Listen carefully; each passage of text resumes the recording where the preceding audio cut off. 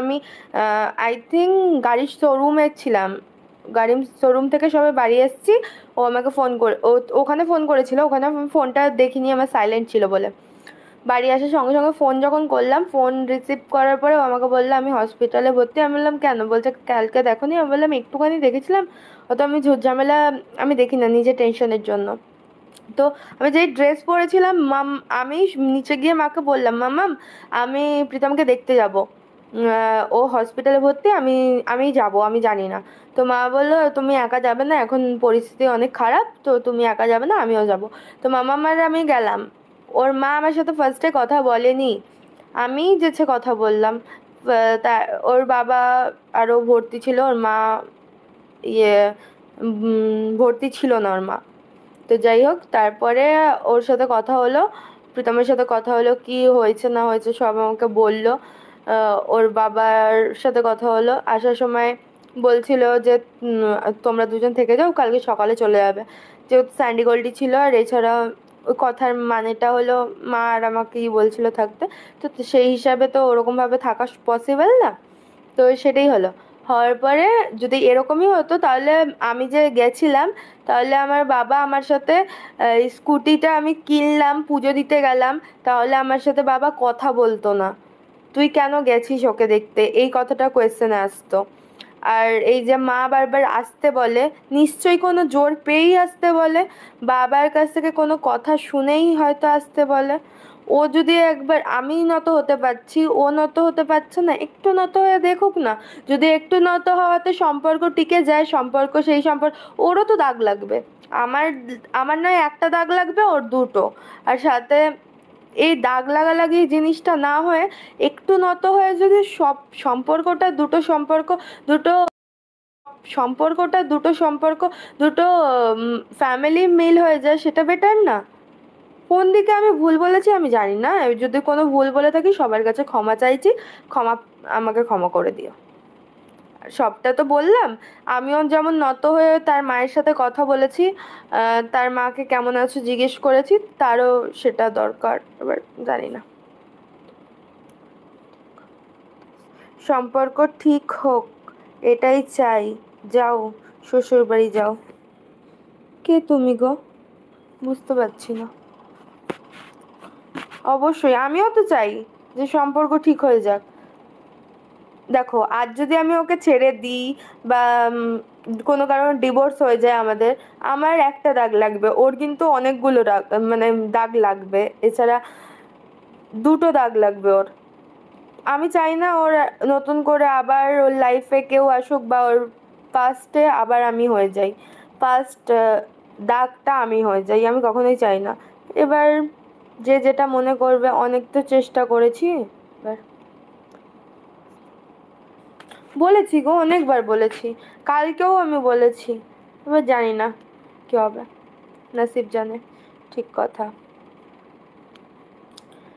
না আমাকে, আচ্ছা, ও কি পারে না আমাকে নিয়ে যেতে? প্রত্যেকবার তো আমি নয় যাই। এবার ওর যখন ওয়াইফ, সেই হিসাবে অধিকার খাটাবে আমার উপর। আমার উপর ওর অনেকটা রাইট আছে, অনেকটা কি পুরোই রাইট আছে অধিকার খাটানোর। অধিকার খাটিয়ে বলবে, এখানে এসে বলবে আমার ওয়াইফ, আমি নিয়ে যাব। এগুলো কি ভুল কথা? জানি না।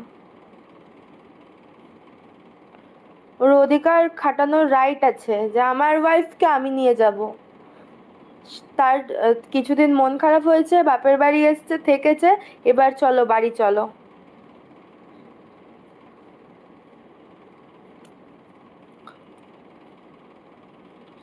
আর কে না চায় না বলো সম্পর্কটা ঠিক হতে? এই যে কন্ট্রোভার্সি খেলাটা, এই যে আমরা আমাদের দুটো ফ্যামিলি যদি ঠিক হয়ে যায়, কন্ট্রোভার্সি আর কন্ট্রোভার্সি থাকবে না। যে এক একজন কন্টেন্ট পেয়ে গিয়ে ভিডিও নামিয়ে দেয়, একটু খুঁত পেলেই ভিডিও নামিয়ে দেয়, এই জিনিসটা থাকবে না।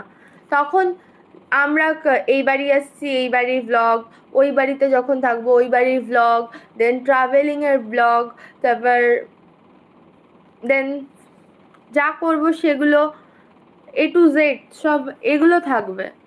জানি না কি বললাম, না কি কি বললাম, আমি সত্যি জানি না। তার যদি মনে হয়, তার যদি ইচ্ছে হয়, অবশ্যই খাটাবে জোর।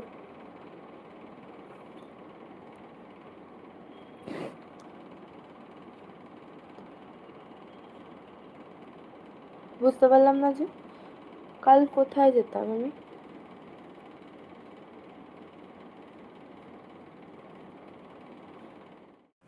গুড ইভিনিং ফ্রেন্ডস, জাস্ট সীমা থটসে সবাইকে স্বাগতম। এই ভিডিওটা লাইভটাকে রিমিট দেখছিলাম, আমার এই কথাগুলো শুরুতেই ও বললো, আমার ভালো লাগলো, যেটা আমার ভালো লাগলো সেই জন্য আমি শেয়ার করছি। রিমি একদম ঠিক কথা বলেছে, রিমি মাঝে মাঝে কিন্তু বুদ্ধি আছে মেয়েটার, কিন্তু এই ক্রিং ওঠে যখন তখনই তো বেসামাল হয়ে যায়। এই ক্রিং বাজটা যদি না করে, এই টাইমটা ওর স্বামীর বিপদ। আমি তো বলবো ভাই, ও এই টাইমে ওর স্বামীর যথেষ্ট পরিমাণে বিপদে আছে এবং একা আছে।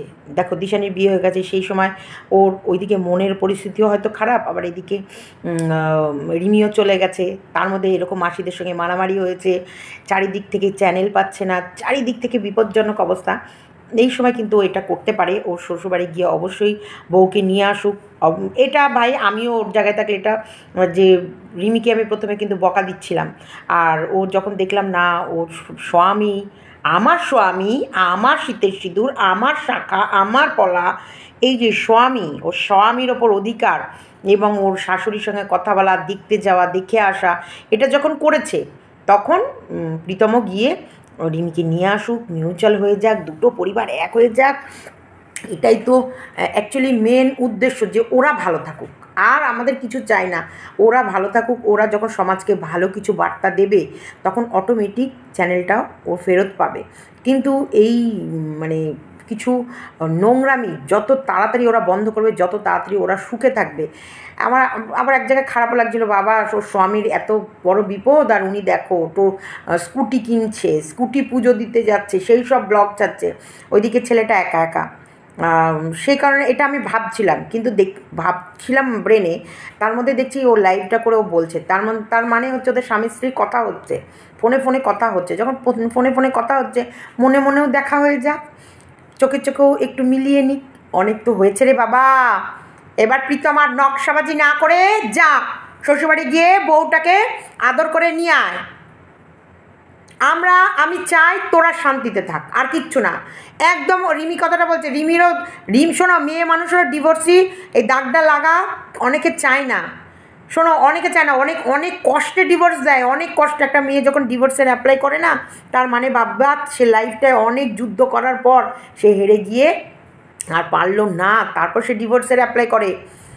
আর তোমাদের এই নচ্ছল্লাগিরি করে করে তোমরা ডিভোর্সের অ্যাপ্লাই করছো, ডিভোর্স, তারপরে তো তুমি তো প্রীতমকে ছেড়ে থাকতেও পারো না বেশি দিন।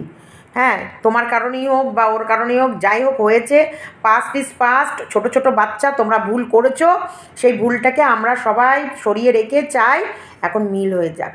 অনেক কিছু শেখার আছে তোদের, অনেক কিছু দেওয়ার আছে। এই তো সুন্দর বলছিল কিন্তু রিমির কথাগুলো, যে দুটো বাড়ি, ও শ্বশুরবাড়ি আসবে মিষ্টি হাড়ি নিয়ে, ও বাপের বাড়ি যাবে, ও বাপের বাড়ি ওকে নিয়ে আসবে, ও বাপের বাড়িতে দুদিন ঘুরলো, আবার জামাই এসে নিয়ে যাবে। আর ঝপনাকেও বলবো, এই যে চুলকুনি কুত কুত কুত কুত কুত কুত করেছো, যদি জামাইকে যদি সঠিক বরণ না করেছো, জামাইকে জামাই আদর না দিয়েছো, বুঝতে পারবে। যা হয়েছে হয়েছে, আমার বলবো যা হয় হয়েছে। দেখো আমাদের বাড়িতে প্রচুর অশান্তি হয়, অনেক কিছু হয়, আমার মা বাবাও পরের দিনই বলে যা হয়েছে হয়েছে, বাদ দাও, না রান্না করো, ভালো মন্দ রাঁধো বাড়ো খাও, আর ছেলেপুলে নিয়ে শান্তিতে থাকো। এরপর বলবো খুব তাড়াতাড়ি একটা ছেলেপুলে নে, সুখের সংসার করো, অনেক হয়েছে। আর তোর ওই মাকে স্বামী স্ত্রীর মাঝখানে হাড্ডি হতে বারণ করবে। আর পিঙ্কিকেও বলবো, মেয়ে বললেই সাথে সাথে মেয়েকে নিয়ে আসবে না, ওখানে দাঁড়িয়ে থেকে, স্পটে দাঁড়িয়ে থেকে যা ভালো মন্দ, আর ক্যামেরা খুলবে না, ফ্যামিলি ম্যাটার ফ্যামিলির মধ্যে রাখবে, তাই না বুসু? দেখো বিশু শুনছে, দেখো, তাই না? ফ্যামিলি ম্যাটার না ফ্যামিলিতে রাখতে হয় না, ওই নান্টু দেখেছ বিস্কুটও শুনছে, হ্যাঁ ঠিক বলেছে, ফ্যামিলি ম্যাটার ফ্যামিলি থাকবে। কথায় কথায় কন্ট্রোভার্সি করতে আসবে না। তোমাদের ব্লগিংয়ের মধ্যে যদি ভুল ত্রুটি থাকে, আমরাই দেখবা ভিডিও করে বলে দিচ্ছি, এটা ভুল, ওটা ভুল ছিল, ওটা। এই যে মাছের ঝোল, যেমন আজকে চিঙ্কি, মানে আমাদের পিঙ্কি মাছের ঝিঙে দিয়ে মাছের ঝোলটা যে চাপিয়ে ওপরে চলে গেল, যারা নাচতে নাচতে একটা টিকটিকি মিকটিকি পড়তে পারে, সবসময় ঝোল টোল দেবে, ঢাকা দিয়ে যাবে। এখন তুমি দিয়েছো কিনা আমি জানি না, ঢাকা দেবে, একটা ঢাকা দিয়ে তরকারি সবসময় সুন্দর হয়। খাবারে কি পড়ে না পড়ে, এটা হলো কন্ট্রোভার্সি আমরা করবো। এই তরকারিটা ঢাকতে পারো নি, যদি কিছু পড়ে তারপরে তো ছেলেপিলেগুলো ফুড পয়জন হবে। এরম বলতে পারি। তা বলে ফ্যামিলি কেচ্চাগুলো আর এনো না, অনেক হয়েছে বাবা, আমরা লড়াই করতে করতে হাঁপিয়ে গেছি তোমাদের এই দুটো পরিবার নিয়ে। অনেক রোজগার করেছি, মানছি, অনেক রোজগার করেছি, তোমরাও রোজগার করেছো, কিন্তু এর শেষ হওয়া উচিত। আর পারা যাচ্ছে না, নেওয়া যাচ্ছে না। এবার রিমি প্রীতমের মিল হোক। আজকে রিমি দেখো, প্রীতমের রিমি লাগবে না, রিমি লাগবে না অনেকে বলছো, দুটো বউ চলে যাবে, 3 নম্বর বউ এসে কেউ না কেউ, দেখো বয়সটা 21, কেউ না কেউ ওর জীবনে আসবেই আসবে, ওর এখনও বহুত লম্বা জীবন। সেই মেয়েটা প্রীতমকে ছিঁড়ে খাবে। দুটো মেয়ে তো টেকাতে পারো নি, দুটো বিয়ে করেছো, টিকাতে পারো নি। তুমি কেমন করে সংসার করবে জানা আছে, তোমার কাছে কেউ টিকবে না।